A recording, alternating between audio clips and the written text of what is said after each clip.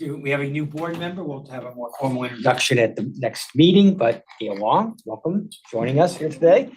Welcome, Gail. Glad to have you. Thank you. So we're going to call a meeting order. And first order of business, I'd ask for a motion to approve the minutes of April 22nd, 2026 meeting of the Finance Committee as presented. Do I have a second? Second. All in favor? Aye. Any opposed? Any abstentions? Aye. The minutes pass. Now I will turn the call over to Mr. Woods, Ms. Morales, and Mr. Rooney for the April 2026 financial report. Mr. Rooney?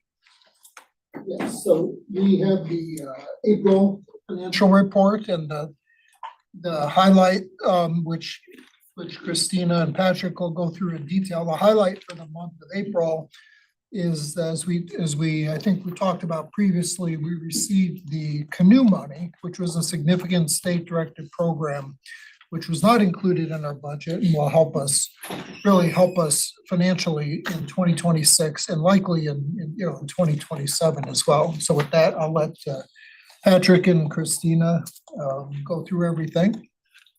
Thanks, Jeff. Good afternoon, everyone. So I'm just gonna go through the first slide, the financial summary. Like Jeff mentioned, I mean, the big change that happened this month was the canoe money. Everything else was pretty much trending the same as we had been in the past 3 months or prior 3 months of the year. So with the net patient revenue, we were favorable by 44 million, better than prior year, and both year to date and for the month. Again, the canoe was about $52.5 million that we recognize in our financials. In April, we didn't receive the money yet. We have now in May, but Christina's gonna talk a little bit about the whole ramifications of what happened and how we recorded it. If we're looking at just from an operational standpoint, we did have decent inpatient revenue this month.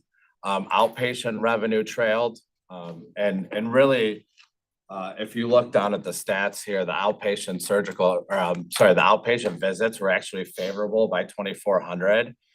Where if you remember for January and February, we had those really slow start.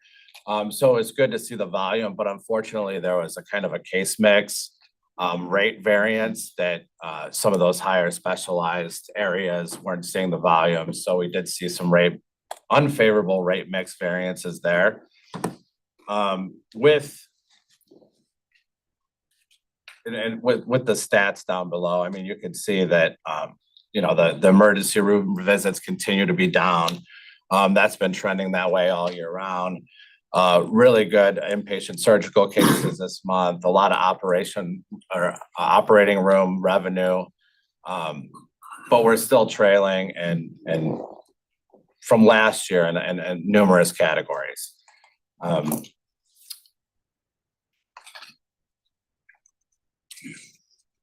looking at other revenue here, really this line item is driven by our pharmacy revenue like it always has.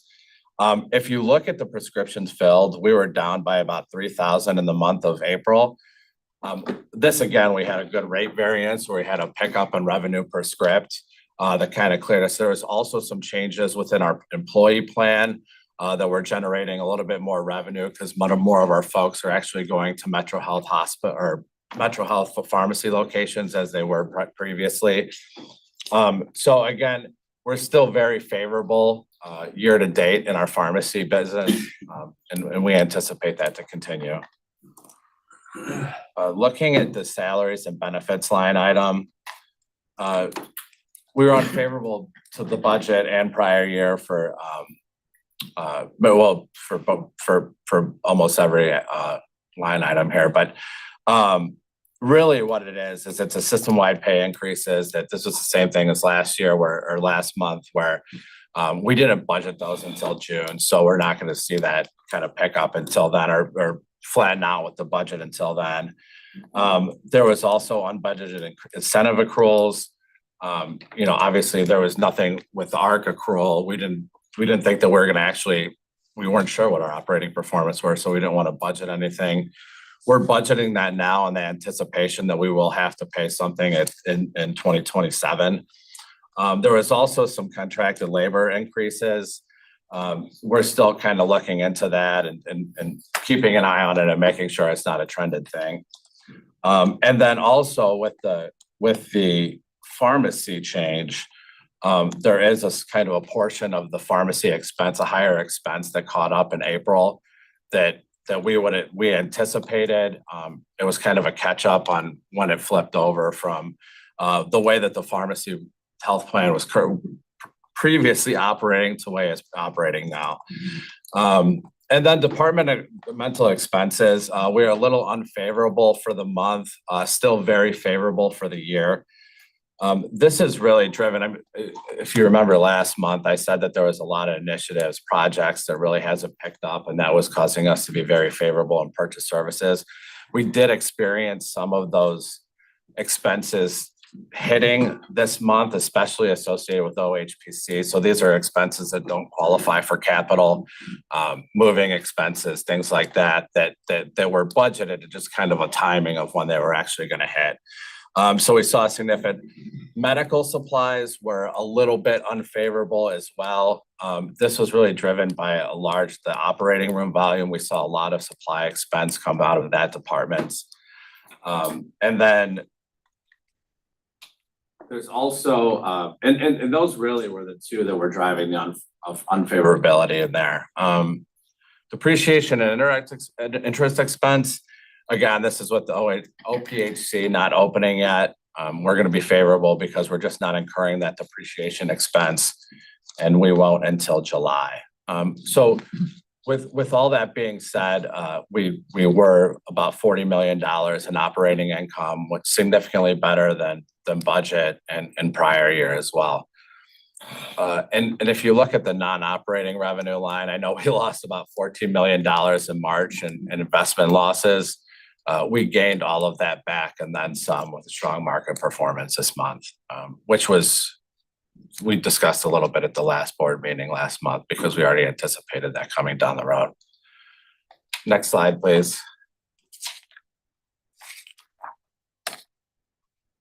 So again, operating income, very favorable.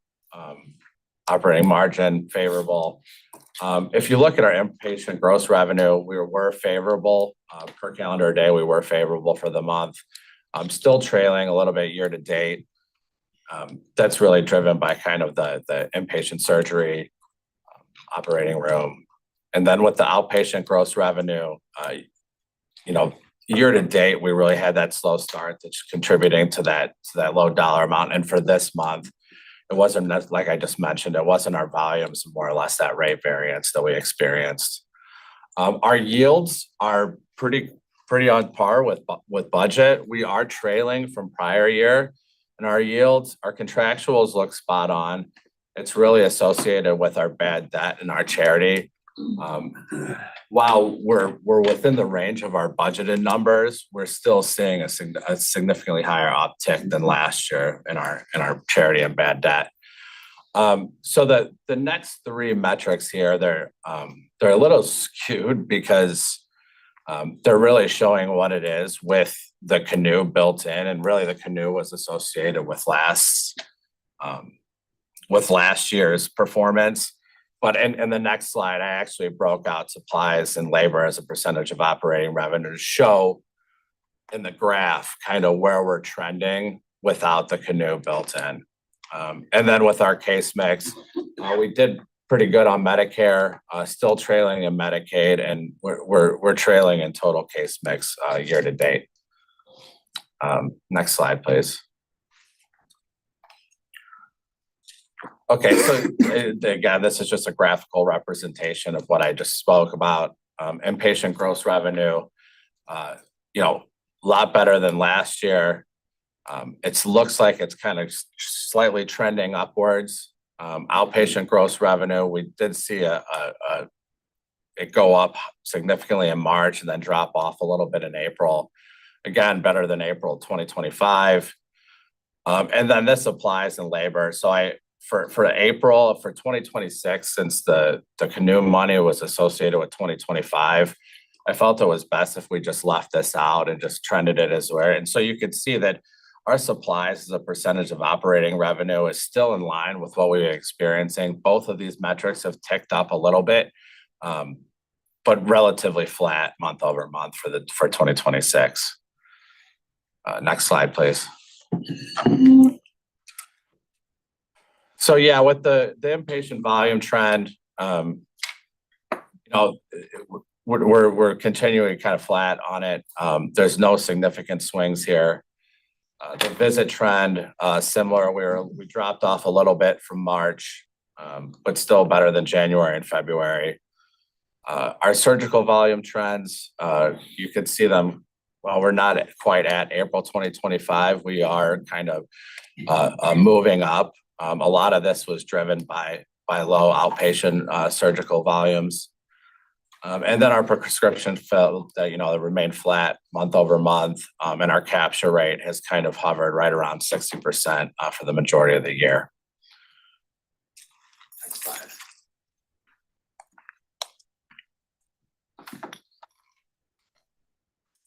Next slide, please.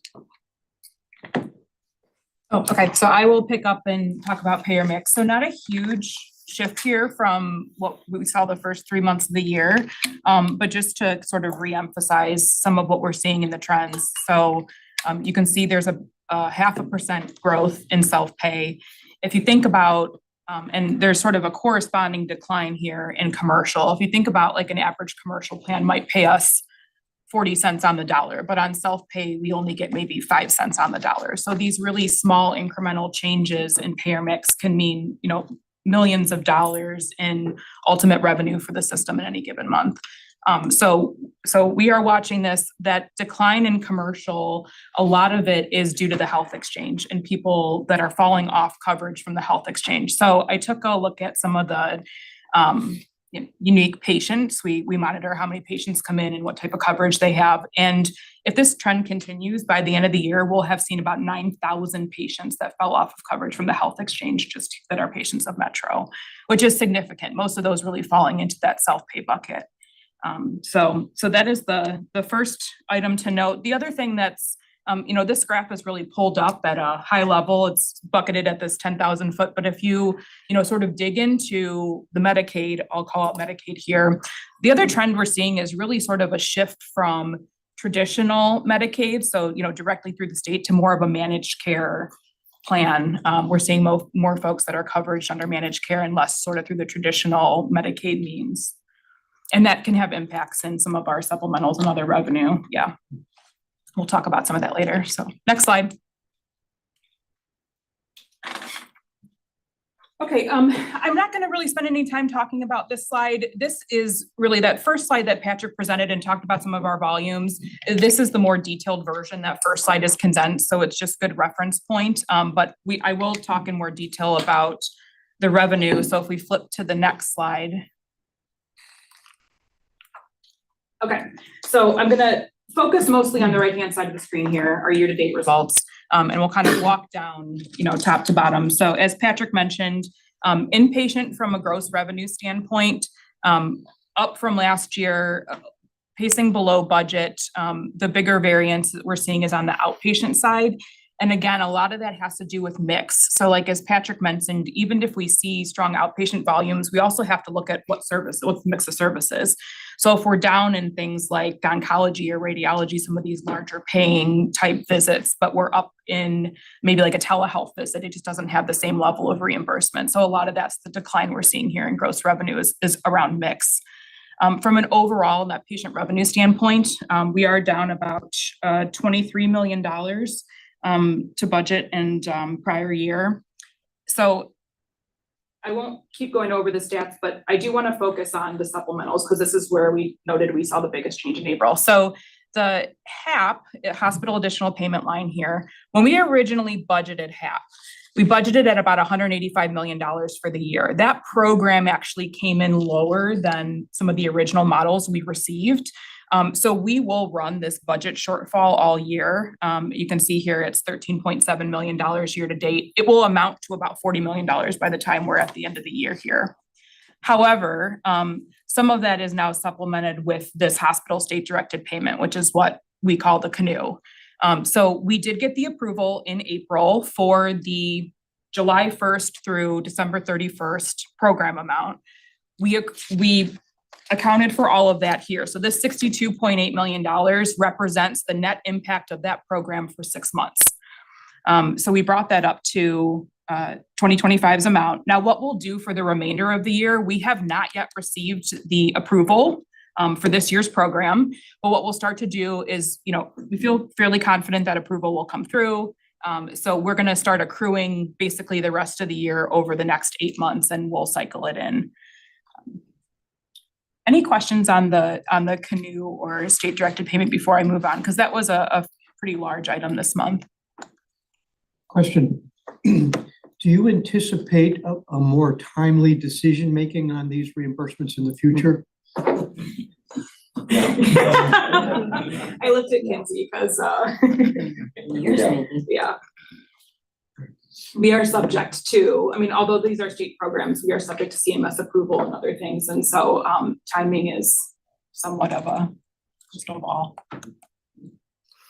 So that, when we went into the budget process for 2026, we had that same issue with the HAP 2.0 program, because we had preliminary numbers that were not approved that we received from the OHA, which they in turn received from Medicaid. So we had to budget based on our best estimates. And then, as you can see, what Christina was pointing out on that hospital additional payment line is it ended up coming in lower than what we anticipated. So it's always a bit of a gamble when you get the outlines of the program and you try to calculate as best you can what you're going to get, but it's not necessarily, there's nothing set in stone about that. We have to wait until it goes through the process and gets approved. So.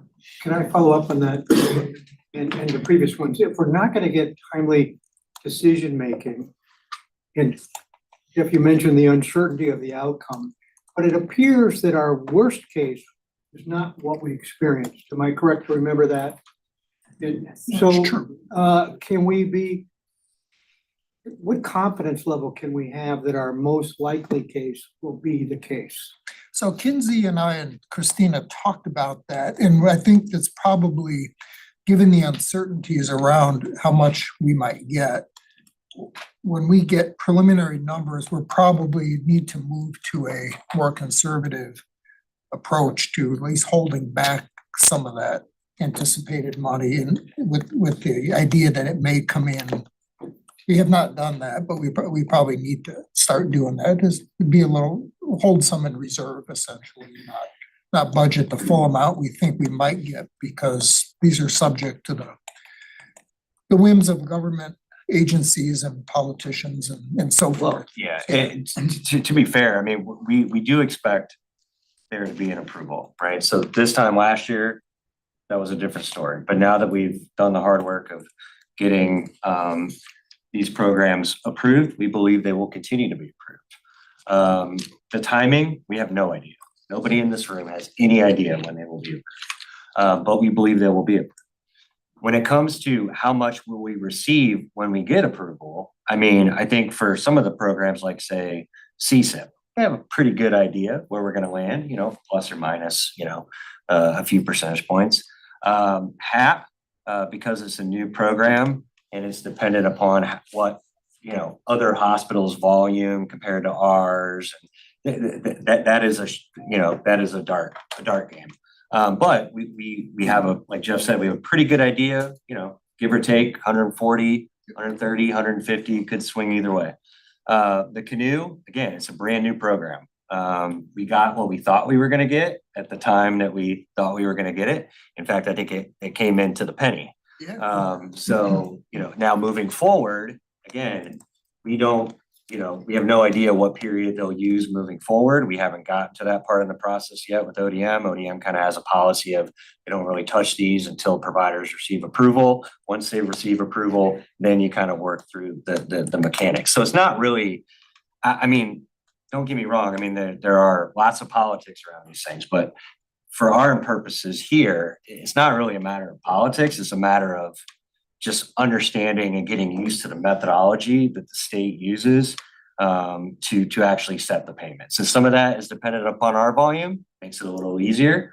But other programs, again, like the HAP, is dependent not just on our volumes, but everybody else's volumes and where we sit relative to that. And some of the other programs on here, like Care Assurance and CSIP, are programs of longer standing, so they're by that nature, they're more predictable.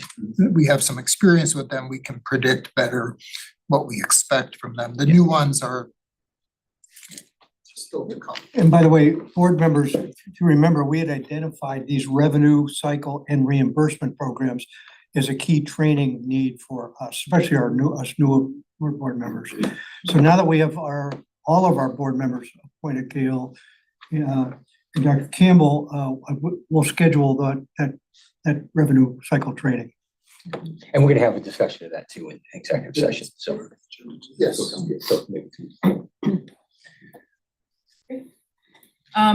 So not much else to highlight here, kind of some of the same things that Patrick spoke of where good retail pharmacy volume, especially year to date, and our capitation income, that's where we receive sort of directed payments at a set amount for managing the care of a population of our Medicare patients. And so that's been favorable, running favorable this year just because of the attribution and rates.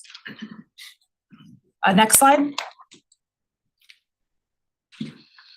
Okay, so this is our balance sheet. Gail, since you are new, I will tell you, we are a governmental hospital, so we get to call things by super funky governmental accounting names. So it's the statement of net position in the governmental world, but it's basically, this is your balance sheet. So most of the movement here on the balance sheet are things that were just timing related, but I'll call out a couple of the key ones. So other current assets, which is about the third line down in that top left section, you'll see a big uptick there. That's the canoe, right? So we recorded it all in April, and so we've got that receivable. The cash has come in May, so that will fall back off when we look at May, but for April, the receivables out there. And then moving down, investments, Patrick spoke of it. We had a $20 million investment gain in the month of April, which is great, boosted our overall investment portfolio.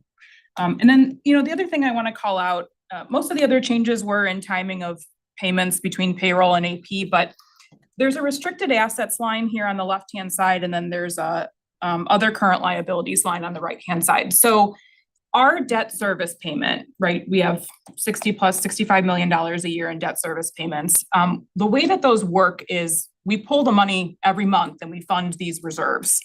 And then what happens is only twice a year that money is actually pulled from the account and paid. So we only really physically send cash out the door to pay for the debt twice a year. So what happens, like at the end of the year, our payments are in February and August. So those reserves build up and our restricted assets look higher and our other current liabilities look higher. But then in February, they come and they grab the money out of the account and they go back down. So when you see those two, they typically correspond with one another, and the up and down is dependent on the timing of the debt payments.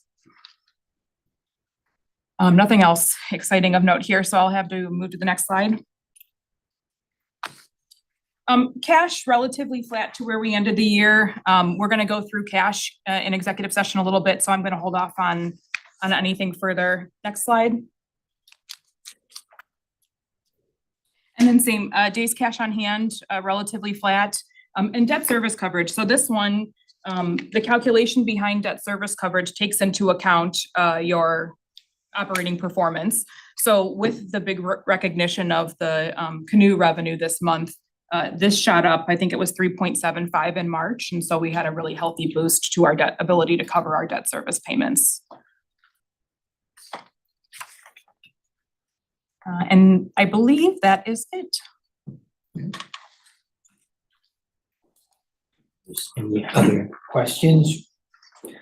This time we're going to move into the executive session, discuss hospital trade secrets as defined by ORC 1333.61. Do I have a motion to recess in executive session to discuss these matters? So moved. Do I have a second? Second. Gonna call roll call. Artis? Yes. Ron? John? Yes. Me, yes. Harry? Yes. And I'll ask the public to step out at this time. And, I guess I should say Gail too. Yes.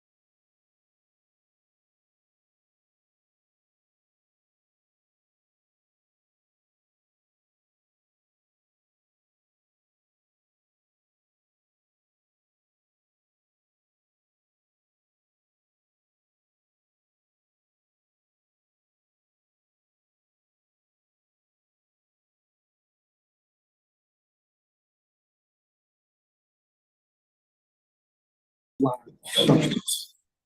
You're back in public session. Back in, meeting is adjourned. Thank you so much.